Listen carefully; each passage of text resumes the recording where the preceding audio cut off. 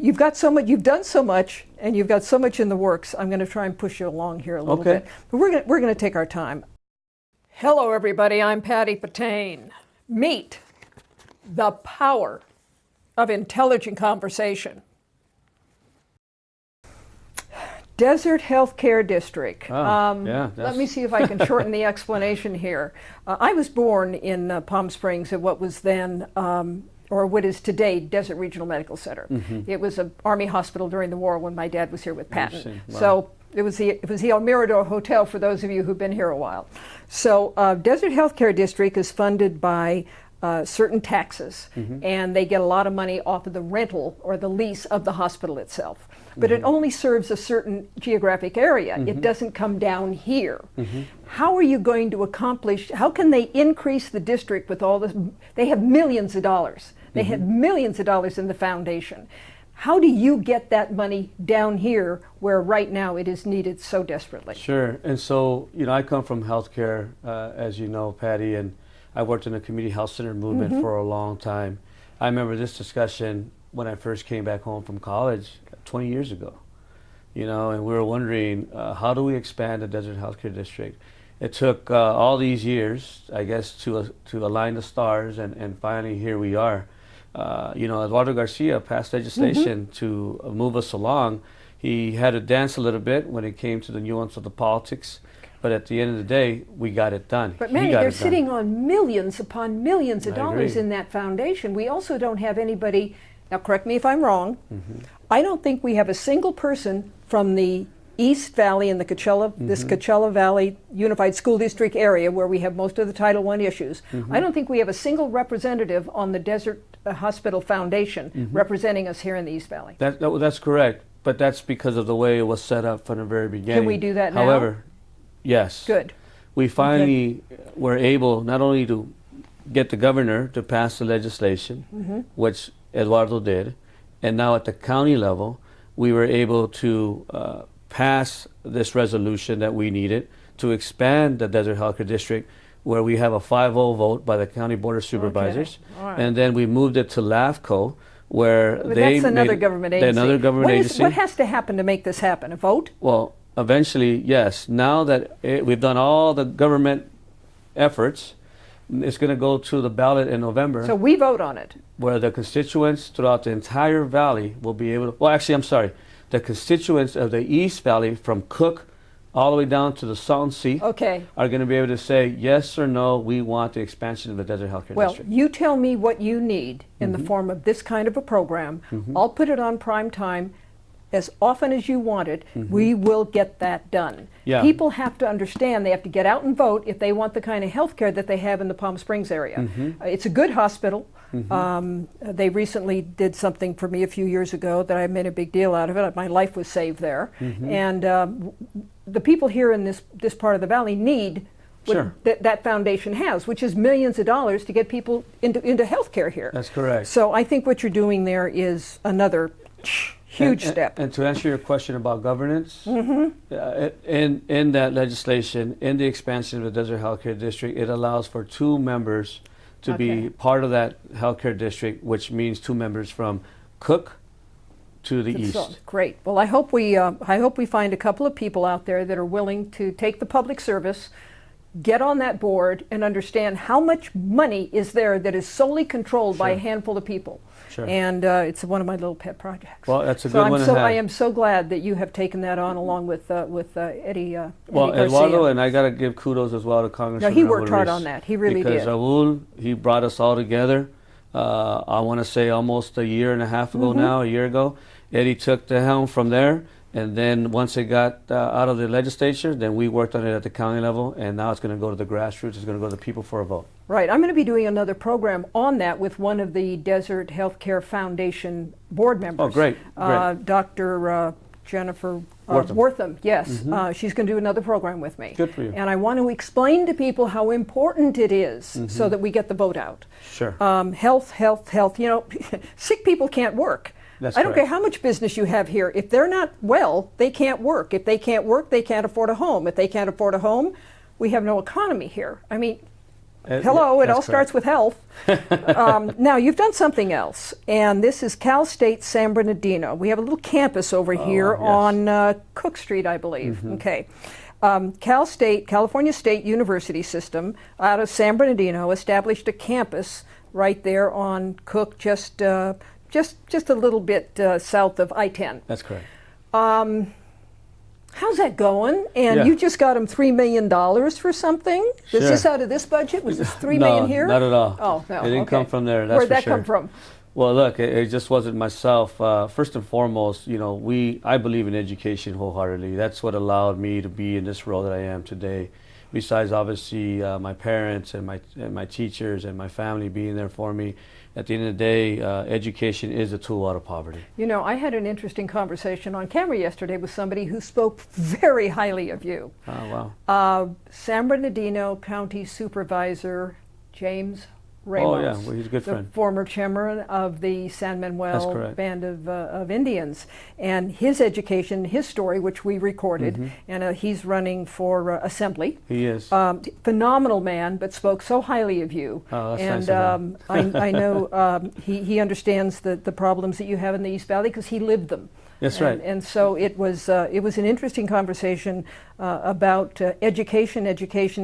So what's the $3 million for, and where'd it come from? So the $3 million was an effort that Eduardo Garcia, as Assembly Member Chad Mays, and myself worked on with the governor and the Committee on Higher Education to figure out a way in which how we can draw down $3 million from the state budget, working with the governor, so that we can bring it down here home to our own Cal State University. Not one other university in the state of California received any funding whatsoever. We're the only ones. And so it's something to be proud of, right? Cal State University, San Bernardino Palm Desert campus received a $3 million for a hospitality degree, for a hospitality program that's going to now ensure that our kids, our students that are coming to our schools within our own school districts are going to have this discipline now. And the goal is for them to hopefully stay here in our own community, Right. so that they can continue to build the tourism and the hospitality industry here in the region. Absolutely. The thing that I think may have helped you there, here I keep going back to your experience. I mean, you know, school board, city council, assembly, even to the state, you're here now on supervisor. You have that base of knowledge. You were in education. Sure. You were in healthcare. There's not a form of what needs to be fixed down here that you haven't been a part of. So being able to have you find $3 million to have a hospitality training facility at the San Bernardino campus in Palm Desert, that's major. Yeah, you know, I appreciate that, Patty. You know, once again, my education, I was very fortunate. Education is the tool out of poverty at the end of the day. We know that. There's no other way out. There's no other way out. No. It's the great equalizer. It's one of the last safety nets that exists in our country. And so we need to invest in education, and we need to invest in our youth. And so, yeah, I had the opportunity to go to UC Riverside and to receive my master's degree from Harvard Graduate School of Education. I only went away to come home. You know, I wanted to come home. I wanted to continue to serve, and that's the education and the experience that you continue to see talk about.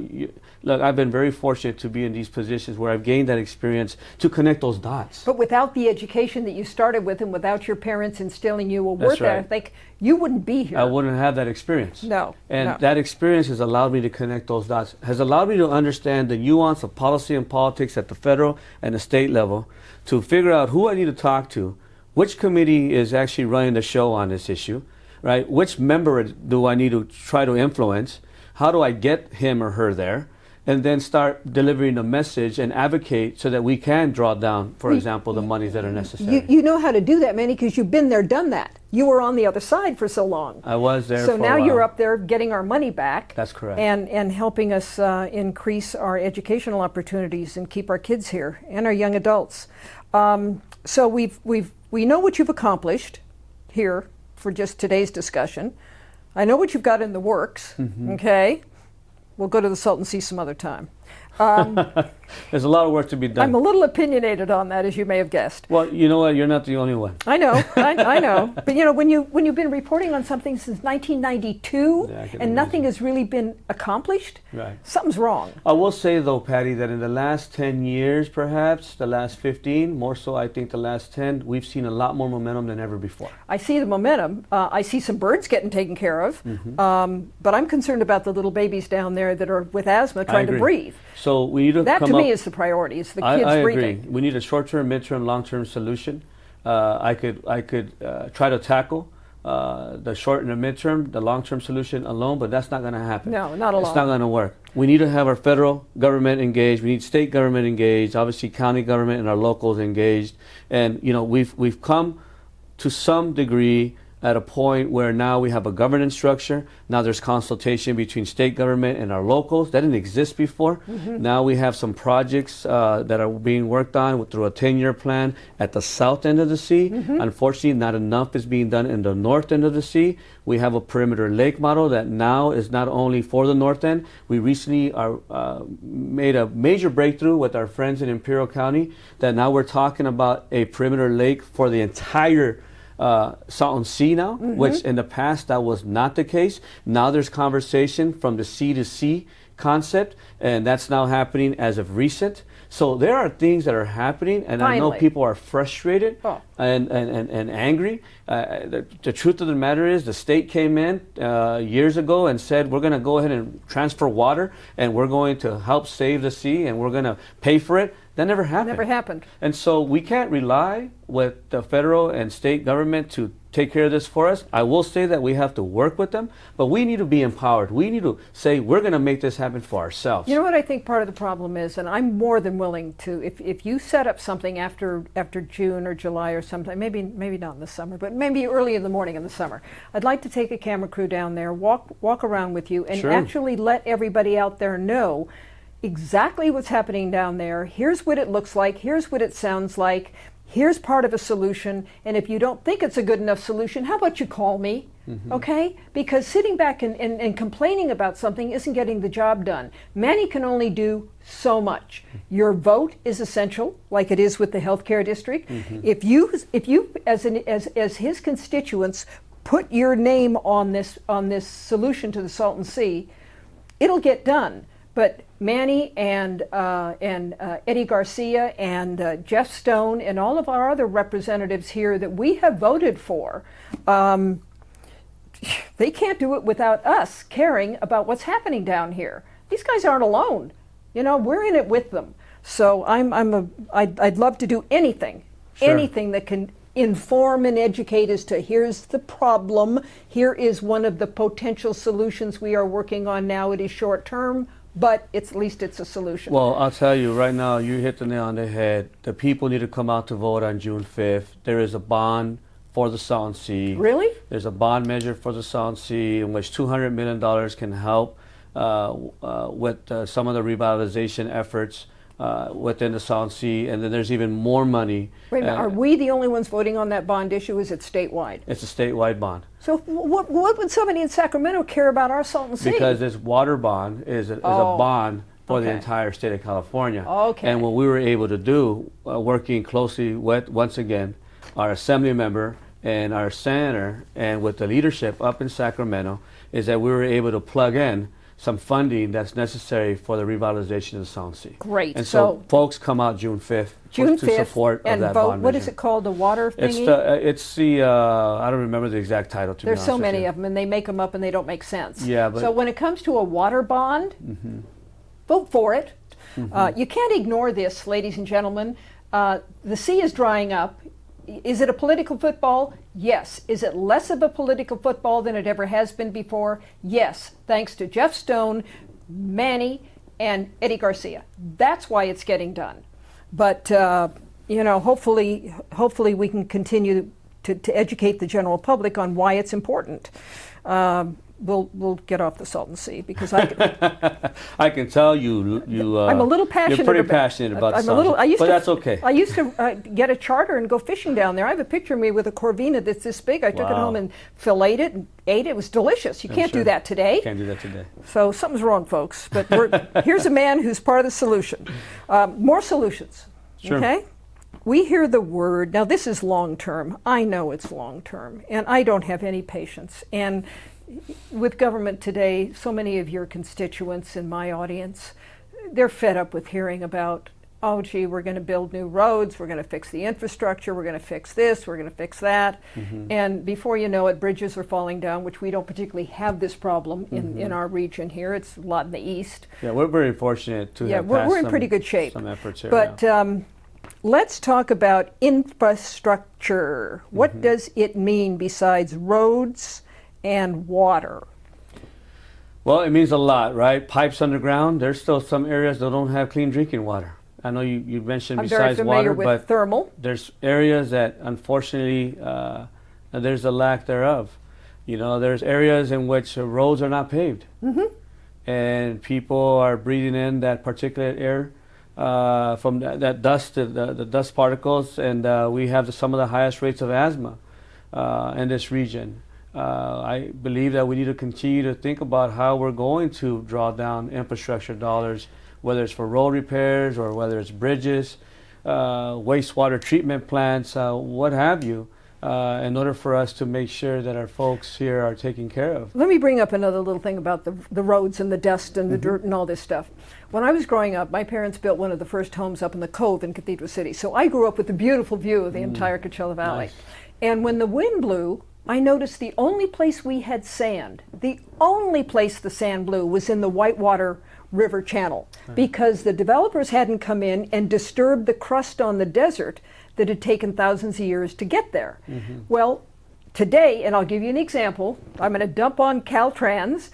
They're over there on 86 now, getting rid of where the homeless were. And every time they clean up anything along an interstate, whether it's Interstate 10 or Highway 86, they dig all the plants up and they get rid of all the bushes and everything that have held the sand down, and they don't put any dirt glue back on top of it. You know, that green stuff you can spray on it? I wish you would ask them to please, once you disturb our land, would you please put something back on top of it to protect it? Dirt glue is vegetable. It's nothing but vegetable. It's a vegetable-like glue thing. Doesn't hurt the animals, doesn't hurt the vegetation, doesn't hurt anything. If Caltrans is going to mess up our get rid of plants and things on the side of the road like they do all the time to keep it clean, the least they could do is replace some kind of a topical that will keep the sand down.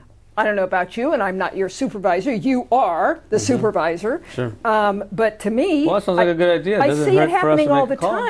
time, Manny. They go and they clean it up. Don't clean up a bush. It's keeping the sand intact. Sure. They do the same thing along the Whitewater Wash. They clean it up every now and then, and they don't restore some kind of a crust on it. Sure. Dirt glue is the best way to go. It's not expensive. It's all over the place. Well, you know what? I appreciate the idea. We're going to get on the phone later after Would you you leave, please? and we're going to call them up and say, hey, listen, what are you doing next? Why aren't you putting dirt glue down after you disturb Not a the problem. sand? You can eliminate these dust particles if you replace the crust. All right, let's talk about something that I do not have any idea. Well, this one, it's a long firm, but we'll make it quick on this one, Manny. You're going to put a park in Thermal. That's the goal. Thermal doesn't have any parks. I mean, what's the cost for a park, man? You level some ground, you plant some grass, you put up some little places for the kids to play, put a little water in there. What else you need? Well, it's not. We like to think it's that easy, it's that simple. But a park can cost a few $1 million, and especially if we want a quality park. What's a quality park as opposed to put grass down and put some things up? Well, that's not a park. That's just grass. Oh. That could be your backyard, I guess. But a park, if you want a quality park for our kids and for our families, we're talking about the infrastructure that's necessary to maintain that park. The sidewalks, the benches, the shade structures, the playground, the water features, the barbecue pits, oh yeah, I forgot about those. Okay. We need to make sure that, right. When we do something for our constituents, it's of quality. And they deserve the same type of park that you have in Palm Desert. They have a beautiful park in Palm Like the Desert. Civic Center. Yeah. You know, okay. why not have the same type of idea for our kids, no matter where they're from? Let me know. I'll take a tour with you and bring the cameras along. That sounds really good. Okay. Now I'm gonna leave the most complex one for last because I don't understand it. But this one, you're helping to get a new library in Desert Hot Springs. The library they have up there is 45 years old. I've been in it. It's lacking in a whole bunch of stuff. Again, education, literacy, reading. Perfect. How are you going to do this, and where's the money coming from for a new library in Desert Hot Springs? They got all that cannabis money up there. Why don't they build their own library? Well, I guess they do have cannabis efforts going on out there. I don't know to what degree has that sales tax dollars actually flowed into the city itself. I do know, though, that they do lack a library. I think their library is very small. I think it's maybe it's no tiny. more than 5,000. No, it's not. No, it's very, very tiny. You know, and so, you know, we were able to identify some dollars and have worked with the community to try to build out, I believe, a 15,000 square foot library. They'd like to see it bigger. They'd like to see maybe a 25,000 square foot library, which I can appreciate. But we're going to build it with the community. Obviously, the ideas and concerns that they have, we want to make sure it's a grassroots effort. So that in case they want to build it out later into the future, they have that opportunity to do so. In the meanwhile, though, this 15,000 square foot facility is much larger than what they have now. And we'll have all the technological advancements that one would want inside a library, the community rooms that are necessary, the computers that are necessary, the areas where one can study. I think that's also very important. And obviously, at the end of the day, it is about literacy. Patty, literacy, I think, is the most critical element in education. And what better way to increase the literacy efforts of all our constituents than through a library? Beautiful. How far are you away from it? We're actually close to finishing the designs. Okay. And then once those designs are done, we're going back to the community and making sure that they like what they see, and if there's any tweaks that need to be done, then they will. And then the hope is that we're able to break ground hopefully by the fall of next year. So they have the land. Or the fall of this year. Yeah, they have the land. We have the land ready to go. Everything's ready to go. And where's the money coming from? The funding, actually, we had some set aside monies through our facilities. Okay. Monies that existed already. And so we didn't have to necessarily go find monies or go apply for a grant or anything of that nature. We already had monies that were set aside. And so we were just very lucky to have found those monies. Well, I don't think luck had anything to do with it. I mean, you, with your government experience, you have to know, or you have to direct your staff to say, look, it's in here someplace. That's right.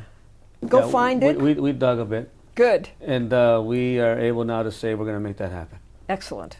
More libraries, the better. You can't have more enough. Libraries. I agree. I love libraries and more access to healthcare. So more clinics, the better. So health and literacy, those are two of my favorite subjects. Also, there's been a great deal of news lately, particularly in Bloomberg or the Wall Street Journal, that is showing that there is a serious increase in brick and mortar bookstores. They're coming back. That's a good thing. And we don't have a single brick and mortar bookstore here in the East Valley. Not a single one. You're right. I think they have one in Palm Desert, but a bookstore? They vanished. I mean, I used to spend a lot of time in bookstores. I love bookstores. And I don't order my literature, whatever I read online. I want to feel the book. Yes. I want to be able to write all over it. Well, you know, there's studies out that show today that finally now that with all the computers and all the phones and all this stuff and kids growing up, you know, you give a kid a book and he'll start pushing it trying to think it's a screen. There's been studies on that. Wow. Yeah, and then there's something wrong going on here. There have been clinical studies proving that if you read it from a printed page, a book, anything that's printed, as opposed to on a screen or on a phone, the mind retains it far better. Oh, for sure. And so books, libraries, mental health, parks, you're all over these core areas that are so important for kids to grow up in and for young adults to be able to, even if they have to go a little bit backward, to go back and learn what a bookstore is or learn what a library is, because many of them grew up without one. The greatest asset that we have throughout our communities, Patty, is humankind. Absolutely. It's people. Absolutely. And we have a lot of them, and you seem to have hit. I'm trying to find something here that you haven't hit on, but you did put one thing that I found, something called cap and trade. Mm-hmm. And it has to do with housing. What's cap and trade, and what has that got to do with building houses that are affordable? You know, when here? I was in the state assembly, Patty, I worked very hard. You mentioned infrastructure earlier. I worked very hard to build out the renewable energy economy as much as possible. We know here in the Coachella Valley and the 4th District, as well as in the Palo Verde Valley, that there's plenty of opportunity for wind farms and for solar energy and even for geothermal. We are a mecca, if you will. We are the crown jewel of renewable energy here in this region for green jobs. With that being said, we need to do everything we can to decrease greenhouse gas emissions. What's that got to do with cap and trade? That's where it stems from. Cap and trade stems from the idea that we want to reduce or cap greenhouse gas emissions and ensure that while we're doing so, there's a trade, meaning there's funding allocated to mitigate any type of pollution efforts. And so, you know, we, rather than building out a new natural gas peaker plant, for example, let's build out a solar farm or a wind farm, right? Okay. So that we can electrify our communities, meaning our homes, so that when you turn on your air conditioner, it actually works. Okay, so does this mean basically, see if I can put it in English, I'm slow. Okay, but I'm slow here. So cap and trade means that you are able to take something that might be polluting now and make it not pollute? And if you are going to pollute, you mitigate that with dollars. Well, and why don't you just make sure that nothing is allowed to be built that'll be polluting? Because the technology is not entirely all there, and because it's very expensive. And so there needs to be balance. Eventually, maybe one day we'll get there. That's the reason why we don't have 100% electricity coming from renewable energy. But we're getting there. And so we are now at 33%. How much? 33%. The state? The whole state? State of California. Are we here in this region, your supervisor district too, at 33%? The entire state of California has already reached its 33% electricity coming from renewables, and now there's legislation to move that up to 50%. So with that said, though, cap and trade, there are dollars out there in which we had applied for so that we could do everything we can to receive those monies to build out affordable housing here, in which are walkable communities, for example. Okay. Or that have green spaces. Right. That will be using solar panels to electrify those condominiums, if you will, or apartment complexes. And so that's the cap and trade scenario, cap and trade model, if you will. And so we applied for some funding, and we received $170,000 to as an initial framework to begin to start putting together a plan of action, a short-term, mid-term, long-term plan. So putting together a study to demonstrate to the state of California in hopes of us receiving millions of dollars to start building out these sustainable communities. Okay. What we have here is, you know, the program is called What Have You Done For Us Lately? Sure. And you've answered a lot of my questions. In fact, you've answered every question. And it appears that, well, you've done quite a bit for us lately. I'd like to see a little bit more, and I'm sure we'll talk soon. Let's get past midsummer and have you report back on how you're doing on all of this. What have you done for us lately? Well, Manny, I think you've done pretty good for us, and I want to thank you. Well, I thank you for having me, and I want to thank my staff. I couldn't do it without my staff. No, you've got a good staff. They've given me everything I've needed in the form of information, but I really would like somebody to call Caltrans and say, look, once you dig up the side of the road, please cover it up with dirt glue, okay? Just cover it up with dirt glue. It's a minor little thing, but it keeps everything, you know, keeps the dust down.